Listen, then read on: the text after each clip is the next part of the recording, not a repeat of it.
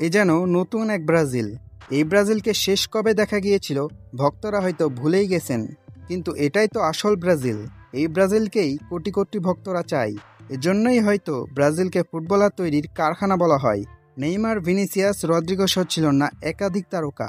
একেবারে নিরাশ করেনি ব্রাজিল। চিলির বিপক্ষে ঘরের মাঠে ৩-০ গোলের দাপট এক জয় পেয়েছে ৫ বারের বিশ্ব চ্যাম্পিয়নরা।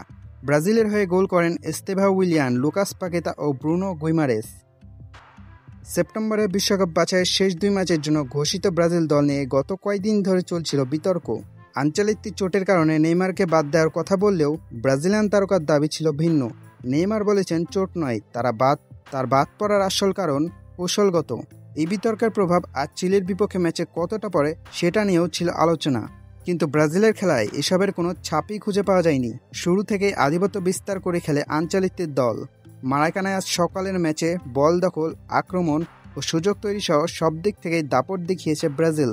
একের পর এক আক্রমণে ভেঙে পড়ে চিলির ডিফেন্স। ৩৮ মিনিটে অবিশ্বাস্য এক বাইসাইকেল গোলে ব্রাজিলকে এগিয়ে দেন তরুণ চেলসি তারকা এস্তেভাও উইলিয়ান। ব্রাজিলের জার্সিতে এটি এস্তেভাওয়ের প্রথম গোল। এরপর বিশেষভাবে নজর কাড়ে লুইস এনরিকের আগমন।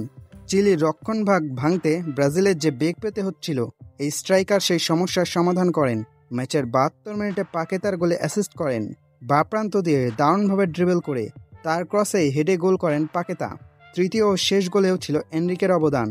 দারুণ এক আক্রমণে ডান দিক ধরে উঠে ব্রুনো গুইমারেসের সঙ্গে দারুণ সমন্বয় গড়ে তোলেন। এরপর চিলির পাওলো দিয়াসকে দারুণ এক ড্রিবলে পরাস্ত করে নেন জোরালো শট, যা ফিরে আসে ক্রসবারে লেগে ফিরতি বলে জালে ঠেলে দিয়ে গোল আদায় করে নেন গুইমারেস। এই গোলই নিশ্চিত করেছে ব্রাজিলের ৩-০ গোলের জয়। ৬৫% বলের দখল রাখা ব্রাজিল ২২টি শট নিয়ে ৭টি রেখেছে অন টার্গেটে। এই পরিসংখ্যানই বলে দিচ্ছে ম্যাচটা কতটা একপক্ষীয় ছিল।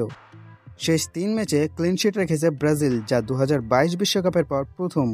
তাই বলাই যায় এরই মাধ্যমে শুরু হলো আঞ্চলিক যুগের।